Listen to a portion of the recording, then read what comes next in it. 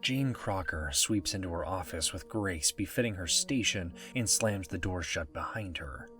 The sun cuts through her Venetian blinds, painting butter yellow strips of light all the way from one end of her impeccably tailored office to the other. It's a lovely day, like most days, so not terribly remarkable, except for the horrid news that she has just received at her customary morning press conference. Jane comes to a brisk stop alongside one of her floor-to-ceiling windows, which span a full 2/3 of her office, and brushes her hands over her hips to smooth the wrinkles out of her powder blue pencil skirt. Then she hems, haws, puffs out her cheeks, and takes a very deep breath before snatching a pillow off the nearest couch so that she can scream into it.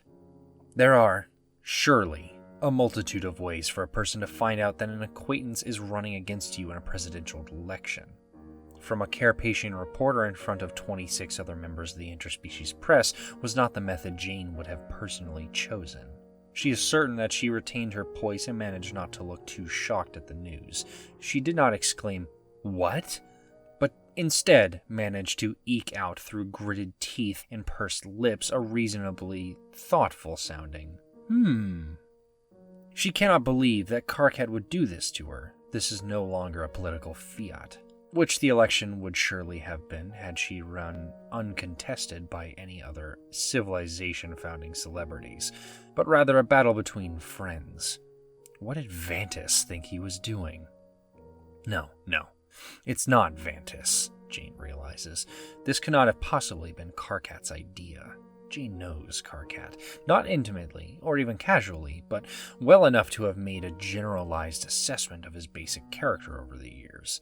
He's not cut out for politics, neither intellectually nor in the very important matter of social constitution. Certainly not when it comes to economic policy. In fact, Jane is pretty sure that Karkat Vantis would probably literally burst into flame if too many people happened to look at him at the same time, like a vampire walking out into the sun. Wait. Jane lowers the pillow from her face and stares at her brass and glass Art Deco ceiling. Was that vampire thing xenophobic against Kanaya? Or whatever it was that Kanaya was supposed to be? No, of course not, she assures herself. With trolls, it was the other way around. Vampires were the only members of their species who didn't balk at the sunlight. Another reason Karkat would make a poor president, unless he ran as the night president? No, the idea is foolish. Best not to give him any ideas. There can only be one president. No, surely this must have been Dave's idea. The kind of plot hatched from their little nest of mutually supportive codependent interspecies, whatever it is they had going on over there.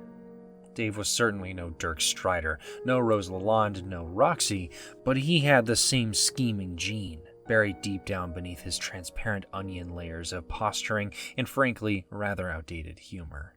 An instinct to plan, and despite being inarguably the dimmest of his family's impressive ectobiological stock. Oh dear, stock. That's likely a problematic word, isn't it? Jane thinks. She crosses it off her mental list of appropriate words to say during a press conference. She returns to her train of thought. Despite being the least mentally gifted member of his family, Dave has always had an awful lot of opinions on the economy. In fact, Jane cannot remember a single conversation she's ever had with him that wasn't about the economy.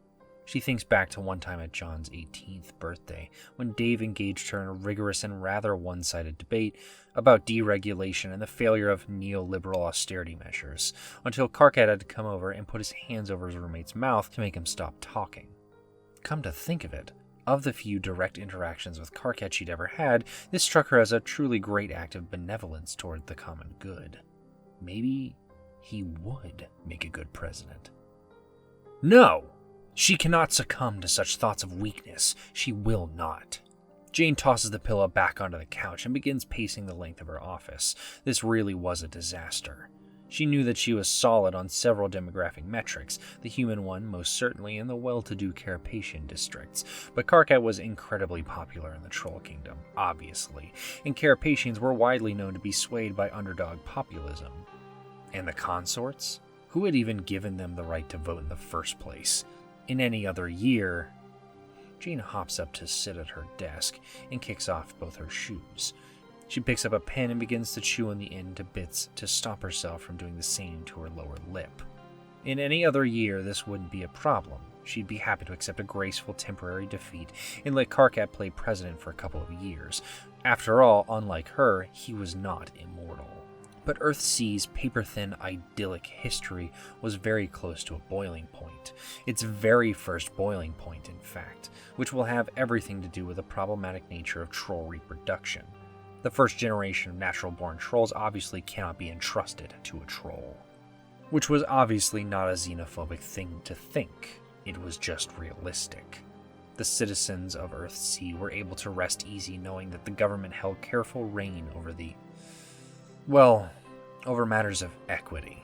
No one could possibly trust something so important to a troll, knowing what everyone knew about their violent history. Losing this election could mean social unrest, protests, even war. Jane presses her eyes shut and runs her fingers along the fine-grained patterns in her mahogany-paneled desk. She's about to think something that she has promised herself never to think again. In fact, she's about to say it. This horrible, ghoulish, girlish thought that used to rule her world and make her so terribly weak. The shameful thought is expressed out loud in the form of a defeated sigh. Ugh, I need Jake. She spins around and, still sitting on her desk, presses a familiar entry in her phone's contact list. Ahoy, ahoy! Jane has to suck in a hard breath to stop herself from groaning. Why were so many of the finest young minds on this planet slaves to this foolish man's perky glutes? Jake! Hello, how are you doing? As well as can be, I suppose. Considering I just woke up in the middle of a maffecking ruckus at the stadium after getting beamed in the pumper with the old horse tranquilizer trick. Which I suppose I should have seen coming, as Dirk has ended all of our matches in this fashion for the past week. Oh dear, that sounds absolutely terrible, Jake. Is there anything I can do to help? Help? Katsooks, woman. I hardly think myself in need of help. It's a jolly good adventure working with someone so predictably unpredictable as our good friend Dirk. You would think that Jake enjoyed the sadomasochistic nature of his and Dirk's personal and professional relationships. Judging from the last conversation about election strategy with Dirk, he seems to be perfectly aware of this feature of Jake's personality. You can't be too nice when courting his endorsement, Dirk would say. He doesn't respond to nice. Be that as it may, Jake, I still do worry about you an awful lot. Well, that is... On Jake's end of the line, there is a crash, followed by a noise that sounds suspiciously like something big and hollow and metal connecting with Jake's head. When Jake comes back to the phone, he's yelling into it. Jane grimaces. Very sweet of you, Jane. I appreciate very much that you've called me out of the blue to say such nice things to me with no ulterior motive. From anyone else, this would have been a portentous statement. However, Jane knows that Jake English could not have possibly meant this with anything but the utmost sincerity. Well, you know that Because I must note that although I try to say sporting about what comes at me, I can't say I am chuffed about how much of my correspondence lately has to do with the marketing of my image. It's beginning to feel like all people want from me is to stick my derriere on a signpost for their own profit. Oh, Jake, you're right. It must be so difficult, for you more than the rest of us, due to your, let's say, natural gifts. But you know that I have always wanted what's best for you, right? And I am ready to give that to you. To give me what?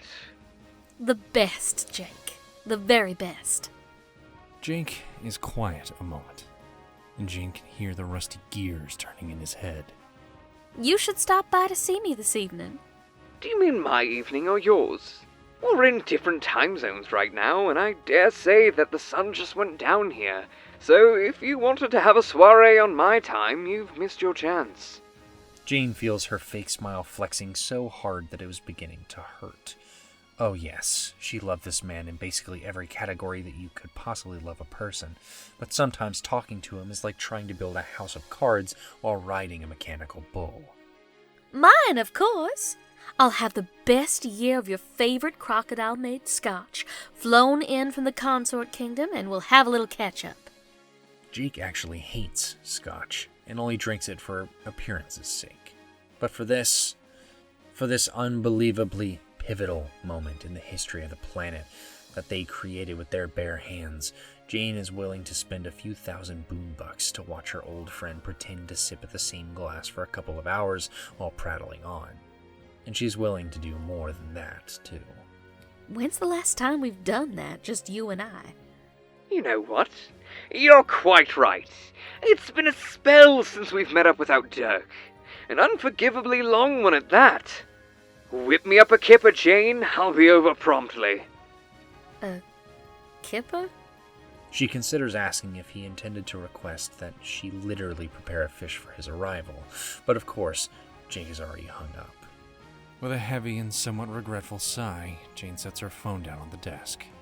Well, she thinks, that's that. Time to work your magic, Crocker.